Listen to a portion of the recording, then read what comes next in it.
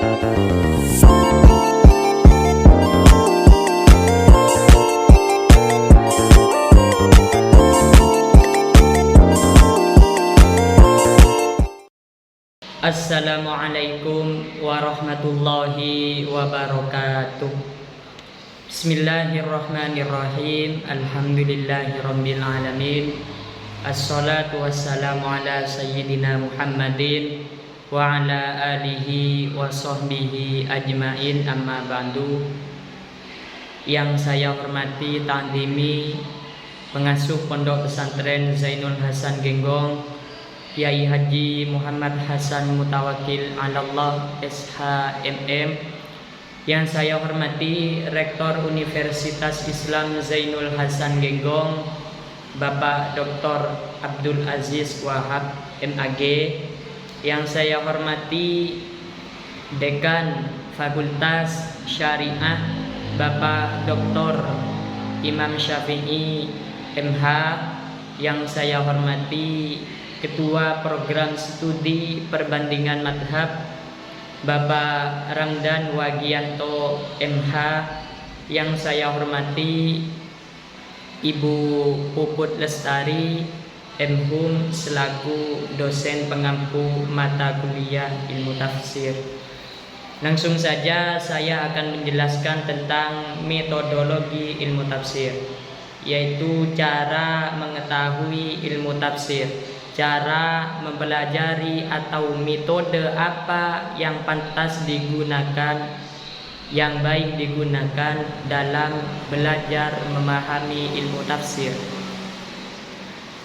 Pertama, pastinya kita membahas tentang pengertian tafsir. Apa itu ilmu tafsir?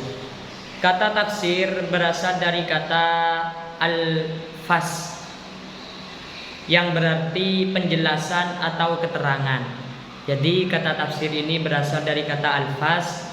Al-fas artinya itu menjelaskan atau menerangkan sesuatu. Intinya yang penjelasan, keterangan itu yang dinamakan dengan tafsir, yaitu menerangkan dan mengungkapkan sesuatu yang belum jelas. Jadi kalau sesuatu itu belum jelas, pastinya harus dijelaskan. Kalau sesuatu itu belum terang, pastinya harus diterangkan. Kata tafsir ada juga yang menyamakan dengan kata al-kasfi, artinya menyikap. Maksudnya menyikap sesuatu yang tersembunyi. Menyikap ini sama dengan tanggap. Kalau ada sesuatu yang belum terselesaikan, sesuatu yang belum dibuka, itu kita harus menyikapi, harus tanggap terhadap sesuatu itu. Makanya tafsir ada yang mengatakan al-kasfi, artinya menyikap. Terus secara istilah yang dimaksud dengan tafsir adalah mengungkapkan dan menjelaskan makna Al-Quran yang belum jelas, samar, sehingga Al-Quran ayat tersebut yang belum jelas, yang samar menjadi jelas maknanya, sehingga mudah diambil hikmah dan maksud atau apa yang terkandung dari ayat tersebut. Karena di dalam ayat Al-Quran itu tidak semuanya bisa diketahui oleh semua orang. Artinya memang ada ayat khusus yang mana itu hanya dipahami oleh orang-orang tertentu saja, orang-orang yang benar-benar paham tentang ilmu tafsir. Makanya untuk mencari solusi dari sebuah ayat yang sulit maknanya, sulit pemahamannya, ini baru ada yang namanya ilmu tafsir untuk menjelaskan itu. Selanjutnya perangkat analisis tafsir. Dalam menganalisis, dalam mendata tafsir itu bagaimana? Dalam ilmu tafsir ada dua perangkat analisis yang digunakan. Ada dua metode atau ada dua cara untuk menganalisis atau memahami ilmu tafsir, belajar tafsir. Yang pertama yaitu bil ma'thur atau dengan riwayat. Artinya dengan bil ma'thur ini ayat dijelaskan dengan ayat dijelaskan dengan hadis. ayat dijelaskan dengan para pendapat dari sahabat, tabi'in, tabi'ut tabi'in. Artinya memang ada riwayat lain yang menjelaskan tentang ayat tersebut. Seperti contoh di Al-Quran Allah berfirman wa aqimus sholah wa atuz zakah. Itu untuk memahami bagaimana apa yang dimaksud dengan wa aqimus sholah wa atuz zakah. Laksanakanlah sholat, tunaikanlah, bayarkanlah zakat. Maka untuk mengetahui sholat itu seperti apa, bagaimana itu sholat, apa gambarannya orang sholat itu seperti apa, makanya Nabi Muhammad itu bersabda, "Shollu kama ra'aitumuni usolli." Sholatlah kalian seperti apa yang saya sholatkan. Jadi dari maksudnya ayat tersebut ini menggunakan metode menganalisis tentang bil ma'thur, menggunakan dengan riwayat pendapat lain, yaitu dengan hadis dari Nabi Muhammad. Itu salah satu contohnya. Terus yang kedua birro'i, yaitu dengan logika, dengan mindset kita, dengan akal pikiran kita. Maksudnya ayat dijelaskan dengan logika, dengan ilmu, dan dengan ijtihad. Jadi dalam masalah birro'i ini, masalah dengan akal pikiran, seorang yang paham terhadap Al-Quran, ulama ahli tafsir, mufassir itu ya tidak sembrono dalam memahami, dalam menjelaskan, menafsirkan ayat Al-Quran. Mereka berijtihad yang sangat luar biasa, berijtihad yang sangat besar dalam menjelaskan ayat yang tersembunyi maknanya di dalam Al-Quran, menggunakan logika, akal pikiran, menggunakan ilmu pengetahuan, dan melalui dengan ijtihad yang sangat kuat. Setiap metode dapat menggunakan perangkat ini. Dalam metode apa saja dalam memahami ilmu tafsir, itu pastinya tidak akan terjauh dari dua metode ini, birro'i dan bil ma'thur. Terus selanjutnya contoh daripada metode bil ma'thur. Contoh tafsir Al-Quran dengan Al-Quran. Tadi kan bil ma'thur itu Al-Quran dengan Al-Quran, Al-Quran dengan hadis, Al-Quran dengan pendapat ulama, Al-Quran dengan pendapat sahabat, tabi'ut tabi'in. Contoh di dalam Al-Quran Allah Subhanahu wa taala berfirman, "Wa kulu washrabu hatta yatabayyana lakumul khaitul abyadu minal khaitil aswadi minal fajri." Itu di dalam surat Al-Baqarah ayat 187. Nah, tafsirannya bagaimana? Kata minal fajri adalah tafsir bagi apa yang dikehendaki dari kalimat al-khaitil abyad. Jadi kata al-fajri ini dijelaskan oleh ayat yang lainnya yang dikehendaki oleh al-khaitil abyad. Jadi maksudnya dari minal fajri ini berkaitan atau dikehendaki oleh khaitil abyad. Itu kan ini merupakan salah satu contoh ayat pertama, tafsir dari pertama itu masih membutuhkan ayat lagi untuk menjelaskannya. Contoh lagi ayat Al-Quran dijelaskan dengan hadis, dengan sunnah. Allah Subhanahu wa taala berfirman dalam surat Al-An'am ayat 82. Alladzina amanu wa amilu wa lam yalbisu imanahum bidzulmin. Rasulullah menafsirkan ayat tersebut mengacu pada ayat innasyirka ladzulmun adim. Jadi Rasulullah menafsirkan ayat Al-An'am itu ditafsirkan juga dengan ayat Al-Quran lain di surat Al-Luqman ayat 13, innasyirka ladzulmun adim. Dengan itu beliau menafsirkan makna zalim dengan syirik. Rasulullah itu menjelaskan antara makna zalim dan makna syirik. Allah Ta'ala berfirman di Al-Quran surah Al-Baqarah, aqimus sholah wa atuz zakah warka'u ma'ar raki'in.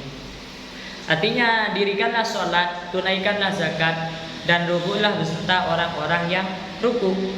Tafsir-tafsir bil ma'thur ini antara lain ada di kitab tafsir At-Tabari. 12 jilid, ada di kitab tafsir Ibnu Katsir 4 jilid, ada di kitab tafsir As-Suyuti 6 jilid. As-Suyuti ini merupakan salah satu ulama yang mengarang kitab tafsir Jalalain, 2 Jalal yang mengarang, Jalaluddin Al-Muhalli dan Jalaluddin As-Suyuti. Jalaluddin As-Suyuti ini merupakan ulama yang mengarang kitab Lubabul Hadis. Itu salah satu yang saya ketahui. Dalam tafsir Birroi, contoh tafsir Birroi dalam tafsir Jalalain. Dalam Al-Quran surah An-Alaq ayat 2, khalaqal insana min alaq. Kata An-Alaq di sini bermakna dengan bentuk jamak dari lafaz alaqoh yang artinya segumpal darah yang kental. Jadi di dalam kitab tafsir Jalalain itu surah Al-Alaq ayat 2, khalaqal insana min alaq. Alaq dijelaskan, ditafsirkan bahwasanya alaq itu bentuk jamak dari alaqoh yang artinya segumpal darah yang kental. Beberapa tafsir Ra'i antara lain tafsir Al-Qurtubi, tafsir Jalalain dan tafsir Al-Baidawi. Terus pengertian metode tafsir. Metode adalah cara. Metode merupakan sebuah cara atau tutorial bagaimana sekiranya kita paham. Caranya itu bagaimana? Itu metode. Maka metode tafsir adalah cara menafsirkan Al-Quran, metode tafsir Quran. Dan dari segi penulisannya, metode tafsir itu ada 4. Pertama itu menggunakan metode tahlili, menganalisis, mendata. Terus metode ijmali, global secara keseluruhan, semuanya universal. Metode muqaron, perbandingan, membandingkan, dan metode maudhu'i, tematik. Metode tahlili menafsirkan Al-Quran dengan menyampaikan secara lengkap analisis yang panjang dan menjelaskan persoalan dari berbagai aspek. Artinya ini metode tahlili menafsirkan, menjelaskan ayat Al-Quran itu secara lengkap, secara detail, mendata yang panjang dan menjelaskan persoalan yang terkandung dalam ayat tersebut dari berbagai aspek, dari berbagai dalil-dalil, dari berbagai apa saja itu dimasukkan semua, dianalisis semua secara lengkap, secara detail. Ini yang dinamakan dengan metode tahlili. Karakteristik metode tahlili dalam pembahasannya memuat makna lafadz, ijaz, balaghah, munasabah, asbabun nuzul, terkadang qiraat, dan hikayah atau kisah-kisah Israiliyat dan sebagainya. Jadi menggunakan berbagai aspek, dari lafadznya, dari ijaznya, dari balaghah tata cara bahasanya, dari munazah asbabun nuzul sebab turunnya Al-Quran, dari bacaannya qiraat. Mungkin ada hikayah, ada cerita yang terkandung di dalam ayat tersebut. Itu semuanya dijelaskan dalam metode tahlili karena secara lengkap, analisis yang panjang. Terus yang kedua, karakteristik dari metode tahlili memberikan kesimpulan makna dari berbagai aspek seperti fikih, syariat, akhlak, tasawuf, ilmiah, akidah atau tauhid, perintah, larangan, janji, ancaman, dan lain-lain. Jadi kesimpulan dari berbagai aspek itu ada dari menjelaskan tentang hukum fikih, menjelaskan tentang syariat Islam. Oh, ini akhlak, ini tasawuf, ini menerangkan tentang keilmiahan atau sains, ini tentang akidah. Nanti karena metodenya secara lengkap, maka ditemukan ayat itu. Oh, ini menganjurkan kita untuk melakukan sebuah kewajiban, adanya larangan, janji, dan ancaman. Itu salah satu karakter dari metode tahlili. Yang ketiga, terkadang mirip dengan eksiklopedia karena luas pembahasannya. Karena luas pembahasan dari metode tahlili ini hampir mirip dengan eksiklopedia. Keunggulan dari tafsir tahlili, pertama, kaya ide dan informasi. Pastinya kaya ide, kaya akal pikiran, kaya pikiran-pikiran yang muncul dan informasi, karena secara detail, secara lengkap, analisis panjang. Dapat menggunakan berbagai perangkat penafsiran, maktur dan ru'yat. Menggunakan dua metode tadi, bil maktur dan bil riwayah, bil ru'yah. Itu digunakan semua dalam metode tahlili. Yang ketiga, menjadi media pendokumentasian sejarah, syair dan kisah-kisah Israiliyat. Itu karena dengan adanya analisis yang panjang secara lengkap, maka bisa dijadikan sejarah, syair atau kisah-kisah dari lengkapnya metode tahlili ini. Kelemahannya, pembahasannya parsial, satu tema bisa terdapat di beberapa ayat karena lengkap. Jadi satu tema itu mengambil tidak hanya satu ayat dari bermacam-macam ayat. Itu salah satu kelemahannya. Jadi tidak fokus pada satu ayat saja. Penafsirannya bersifat subjektif. Tuh. Tidak fokus dalam satu pembahasan secara tuntas karena masih mengambil dari ayat-ayat atau hadis atau pendapat-pendapat dari yang lainnya. Terus metode tafsir ijmali. Metode ini merupakan kebalikan dari bentuk tahlili. Metode tafsir ijmali adalah metode menafsirkan Al-Quran secara singkat, secara ringkas, dan secara global. Secara singkat saja kalau metode ijmali. Kalau metode tahlili itu secara tuntas semuanya, mengambil dari berbagai macam ayat. Tapi kalau ijmali ini hanya ringkas dan itu bersifat global. Karakteristik tafsir ijmali singkat sehingga mirip dengan sebuah terjemahan. Ini dari saking singkatnya. Ringkas, tidak memberikan penjelasan yang bertele-tele. Kata-katanya itu singkat, kata-katanya itu jelas, dan orang itu tidak akan menimbulkan pertanyaan lagi karena sudah jelas. Menjelaskan intisari dan maksud ayat satu persatu. Jadi dijelaskan semuanya, tapi itu secara ringkas. Dari segi penyajiannya, urut mushaf 30 juz, dari juz 1, juz 2 sampai juz 30 itu urut. Keunggulan dan kelemahan tafsir ijmali, pembaca bisa langsung memahami maksud ayat karena ini lebih ringkas. Yang kedua, praktis, enak. Ketiga, informasi terbatas sehingga susah memahami latar belakang kesimpulan makna karena ini tidak detail, hanya secara ringkas saja. Maka dalam memahami secara betul-betul latar belakangnya seperti apa ayat ini itu kurang karena secara ringkas saja. Pemahaman jadi parsial. Terus metode tafsir muqaron. Metode tafsir muqaron adalah metode penafsiran yang menyajikan perbandingan satu tafsir dengan tafsir lainnya. Ini ada perbandingan. Kalau perbandingan kan minimal ada dua sesuatu yang dibandingkan. Dalam ayat, dalam surat, atau kumpulan dalam ayat tertentu, tema-tema tertentu, ataupun ayat dan hadis tertentu.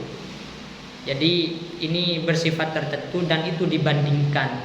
Ini metode tafsir muqaron. Karakteristik dari metode tafsir muqaron ini memuat sebuah perbandingan ayat, perbandingan surat, tema, dan kumpulan ayat tertentu. Ya, jadi memang perbandingan bisa menggunakan perangkat penafsiran maksud dan ra'yi tergantung objek yang dikaji. Bisa menggunakan dua itu, bil ra'yi dan bil maksud. Dapat menyajikan tema-tema tertentu. Karena ini membandingkan. Kalau membandingkan itu menggunakan tema yang luas, maka sulit untuk bisa mengambil perbandingan. Kelebihan dan kekurangan tafsir muqaron dapat mengetahui keunggulan dan kekurangan sebuah penafsiran secara langsung. Ya, karena membandingkan hasil dari perbandingan itu enak. Oh, ini unggulannya ini kekurangannya itu. Karena dibandingkan dengan ini. Yang ini unggulannya di ini. Yang ini unggulannya di masalah A. Itu ada nampak nantinya keunggulan dan kekurangannya. Dan ini tidak praktis. Karena adanya perbandingan tidak menyeluruh, pemahamannya itu masih kurang mendalam. fokus pada fokus pada ayat-ayat tertentu saja. Terus metode tafsir maudhu'i. Metode tafsir maudhu'i dikenal juga dengan metode tafsir tematik. Pengertiannya adalah mengumpulkan ayat-ayat Al-Quran yang berbeda-beda dari surat-surat Al-Quran yang berhubungan dengan satu tema tertentu, kemudian menafsirkannya sesuai dengan kaidah-kaidah penafsiran dan tujuan-tujuan Al-Quran. Jadi mengumpulkan satu ayat, mengumpulkan berbagai ayat, mengumpulkan berbagai Al-Quran, berbagai surah Al-Quran, yang dimana yang dikumpulkan itu berkesinambungan, berhubungan, memiliki hubungan. Karakteristik tafsir maudhu'i hanya membahas tema saja, judul atau topik pembahasan tertentu, karena itu dikumpulkan. Ada 5 ayat dan itu temanya satu, judulnya satu. Itu menggunakan tafsir tematik atau maudhu'i. Tidak tertib menurut mushaf karena dikumpulkan, yang otomatis tidak urut. Uraian bisa dengan perangkat bil ma'thur dan juga bisa bil ra'yi. Keunggulan dan kelemahan tafsir maudhu'i ini membahas masalah secara tuntas, mendalam dan tajam karena mengambil dari berbagai ayat, memuat berbagai informasi terkait tema, mengacu pada satu tema dan itu mengambil dari berbagai ayat, maka mendapatkan banyak informasi dan tidak praktis. Contoh tafsir Al-Quran Muqaron, larangan membunuh, surah Al-An'am ayat 151 dengan surah Al-Isra ayat 31. Ini kan sama-sama ada hubungan antara Al-An'am dan Al-Isra, itu sama-sama membahas tentang larangan membunuh, seperti pertolongan Allah dalam surah Al-Anfal ayat 10 dan surah Al-Imran ayat 126. Pendekatan tafsir. Para ulama memandang Al-Quran itu multidimensi seperti bermata. Maksudnya dapat dipahami dari berbagai segi, dan setiap pembahasan dari berbagai segi akan menghasilkan sesuatu yang indah. Seperti permata itu kan indah, sesuatu yang paling berharga.